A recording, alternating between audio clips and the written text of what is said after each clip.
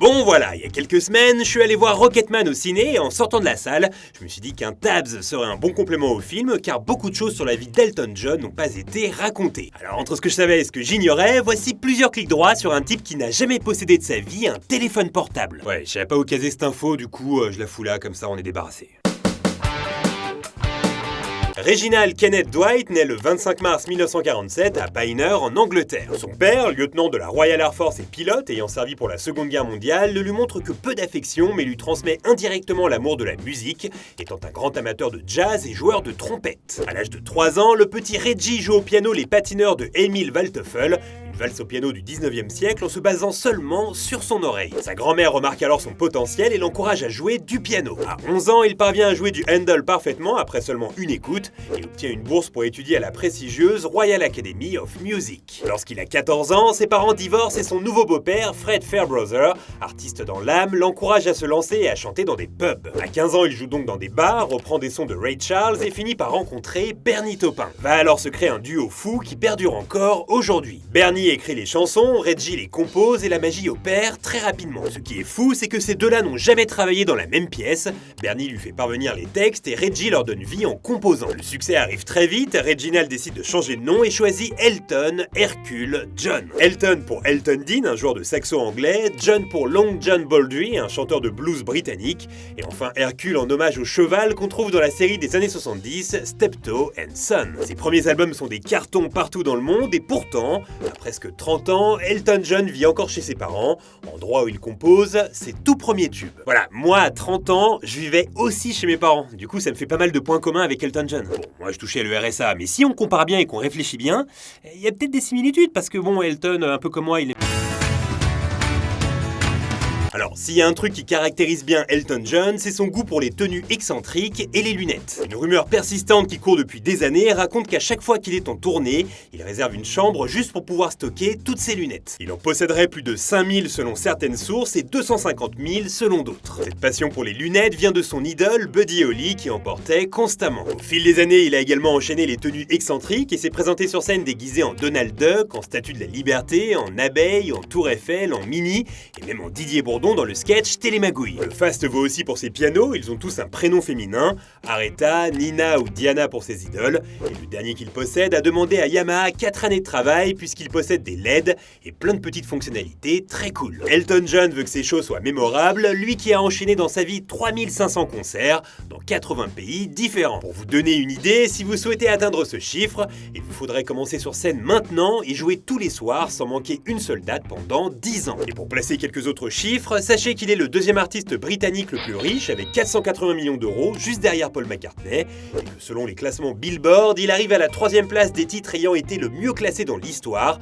derrière les Beatles encore et Madonna, mais devant Michael Jackson, Elvis ou Sinatra. En gros, ça donne une idée du niveau.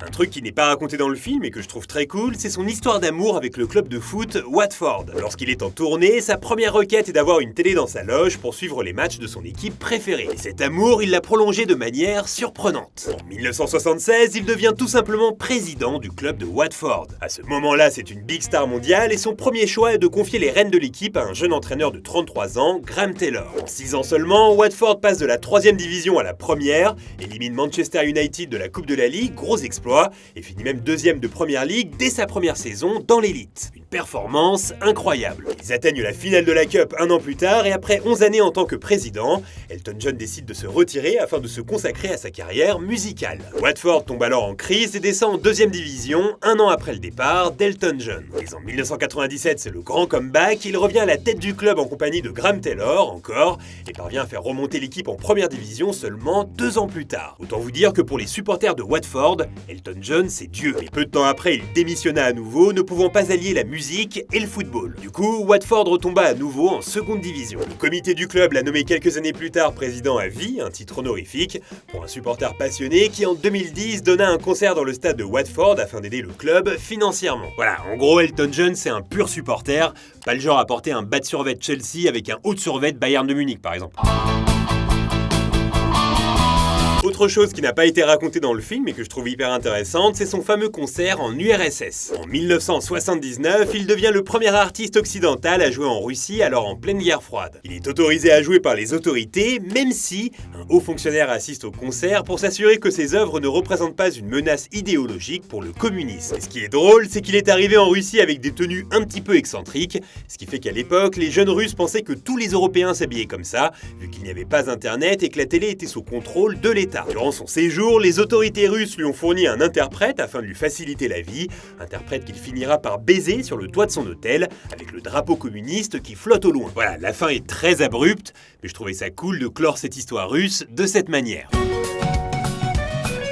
Un des moments forts dans la carrière d'Elton John, c'est la soundtrack du Roi Lion en 1994. Disney confie la partie musicale à Tim Rice, qui a déjà fait ses preuves en écrivant auparavant les musiques d'Aladin et de La Belle et la Bête. Pour mettre en musique ses textes, il choisit Elton John et confie la partie composition à Hans Zimmer. Gros casting. Elton John sort de son piano 3 titres immenses, Circle of Life, Can You Feel the Love Tonight et Hakuna Matata, et le plus drôle dans tout ça, c'est qu'il pensait que ça allait faire un flop. Un jour, alors qu'il finit de composer Hakuna Matata, justement, il se dit « Mais qu'est-ce que je suis en train de faire là? Hakuna Matata, ça va sonner comme la fin de ma carrière, tout le monde va se foutre de moi ?» C'est l'exact contraire qui se produira, puisqu'en 1995, il gagnera l'Oscar de la meilleure musique originale avec Can You Feel the Love Tonight. Un prix qu'il dédia à sa grand-mère décédée une semaine plus tôt, cette même grand-mère qui l'avait tant aidé à croire en lui lorsqu'il était enfant. Hans Zimmer, quant à lui, ne fut pas en reste, puisqu'il gagna cette même année l'Oscar de la meilleure musique de film. Quel carton! En 1973, Elton John compose une chanson en l'honneur de Marilyn Monroe intitulée Candle in the Wind, une chanson qui fait partie de ses classiques. 24 ans plus tard, Lady Di trouve la mort à Paris dans un accident de voiture et Elton John tombe en dépression après avoir appris la nouvelle. Il était très proche d'elle et les deux avaient l'habitude de se soutenir mutuellement au fil des années. Pour ses funérailles, il lui est demandé d'interpréter un titre en hommage, mais le délai est trop court pour créer une nouvelle chanson. Alors avec son parolier de toujours, Bernie Taupin, ils décident ensemble de réécrire Candle in the Wind. La chanson originale commençait par Goodbye Norma Jean, le véritable nom de Marilyn Monroe. Elle commence désormais par Goodbye England's Rose. Son interprétation revisitée de Candle in the Wind est suivie en direct par des millions de personnes à travers le monde et reste encore aujourd'hui un des moments les plus émouvants de l'histoire de la télévision. Cette version, il ne la chanta qu'une seule fois dans sa vie, ce fameux jour de funérailles. Lorsqu'il est sur scène, il joue toujours et uniquement la première version de Candle in the Wind. Le titre revisité fut mis en vente peu de temps après et est encore aujourd'hui le deuxième single le plus vendu de l'histoire de la musique avec 33 millions d'exemplaires, le premier étant White Christmas de Bing Crosby. Et il est bon de préciser que l'intégralité des revenus a été redistribuée aux fondations qui étaient si chères à Lady Di. Plus ce taps avance et plus on prend conscience que ce mec méritait vraiment un biopic. Alors, pour ceux qui s'en souviennent, j'avais mentionné dans le Tabs sur Eminem un clash qu'il avait opposé à Elton John. Au final, il n'y a rien de surprenant là-dedans, puisque la star anglaise enchaîne les confrontations. Sa cible préférée étant Madonna, qu'il a pris l'habitude d'invectiver dans les médias. En gros, il lui reproche plein de choses, mais principalement le fait de chanter en playback durant ses shows, un parjure pour lui. Il a aussi eu des frictions avec David Bowie, qui avait qualifié Elton John de Token Queen. En anglais, une insulte qui veut dire qu'en gros, il accepterait de baiser avec n'importe qui pour un jeton de métro. Et ce n'est pas fini, puisqu'en 2008, Elton John a insulté en public Lily Allen à une soirée JQ, cette dernière étant arrivée sur scène bourrée au gala, et enfin il entretient une rivalité amicale avec Rod Stewart.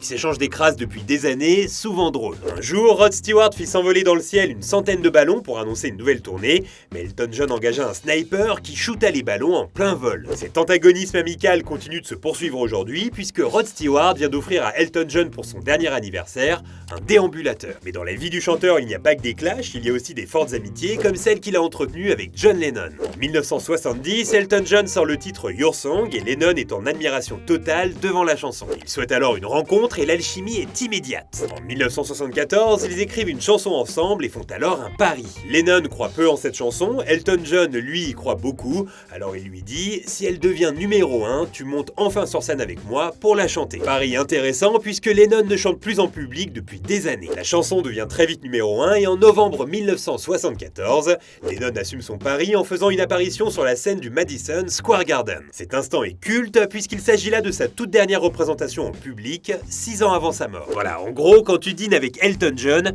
il a des tonnes d'histoires de ce type à te raconter. Il pourrait même ajouter entre le plat principal et le dessert qu'il est le parrain du fils de John Lennon et de Yoko Ono suite à cette collaboration. Un puits sans fond d'histoires cool.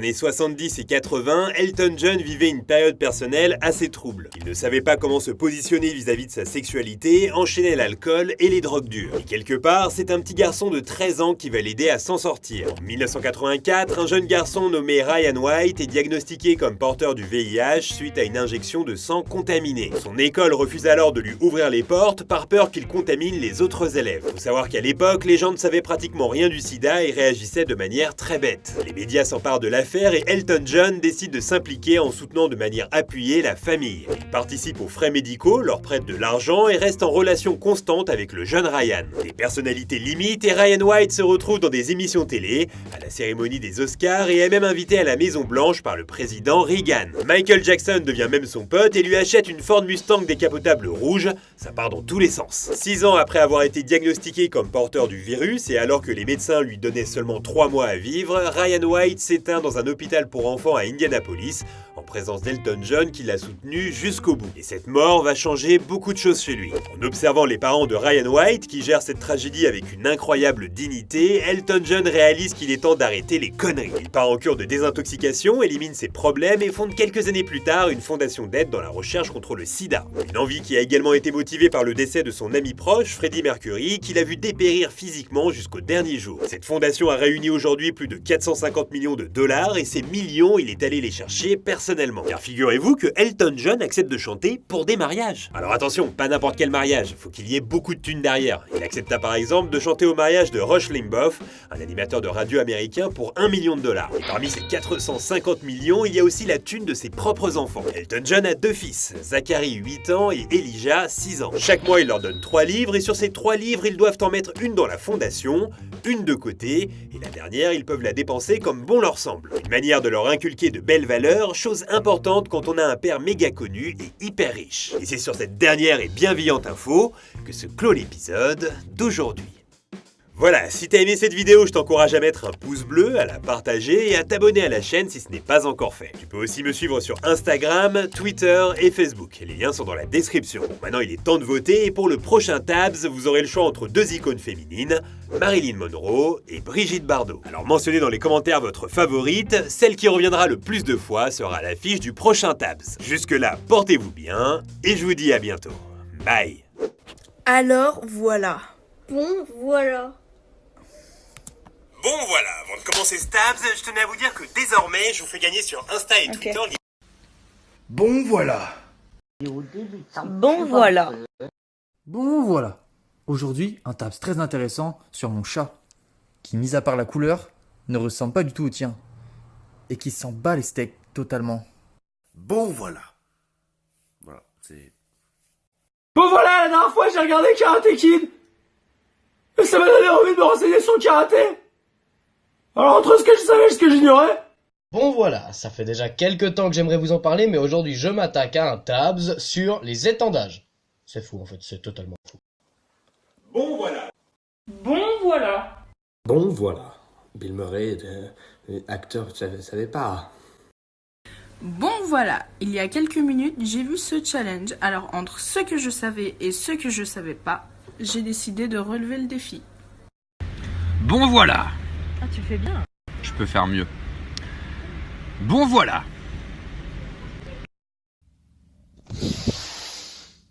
Bon voilà. Bon voilà, avant de commencer ce Tabs. Bon voilà. Bon, voilà. Pour la première fois dans le Tabs, je ne savais que très peu de choses avant de faire cette vidéo sur le sujet du jour, à savoir Keanu Reeves. Bon voilà. Bon voilà, hier j'ai regardé The Game, et c'est un très bon film. Bonne soirée à tous. Bon voilà, la semaine dernière j'ai regardé Les Tuches 3, et ça m'a donné envie de me renseigner sur Bouzole. Bon voilà. Alors avant de commencer Stabs, je voudrais vous présenter mon chat, qui est une personne formidable. Bon voilà, alors aujourd'hui... Bon voilà, il n'y a pas longtemps j'ai vu une vidéo de Tales from the Click, ce qui m'a donné envie de plus me renseigner à son sujet. Alors entre ce que je savais et ce que j'ignorais, voici un tabs sur Jean-Baptiste Toussaint. Bon voilà. Bon voilà. Bon voilà. Ouais en fait. Bon voilà, la semaine dernière je me suis rematé la coriandre de Tales from the Click. Alors entre ce que je savais et ce que j'ignorais, voici plusieurs clics droits sur l'homme le mieux coté de YouTube. Bon voilà, moi aussi j'ai décidé de participer à ce concours un peu spécial, mais quand même vachement drôle. Bon, voilà. Oh, pas si mal ça. Bon, voilà.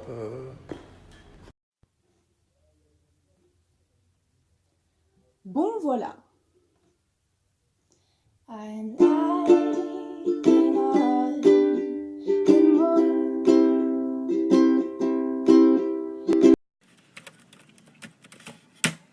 Bon voilà.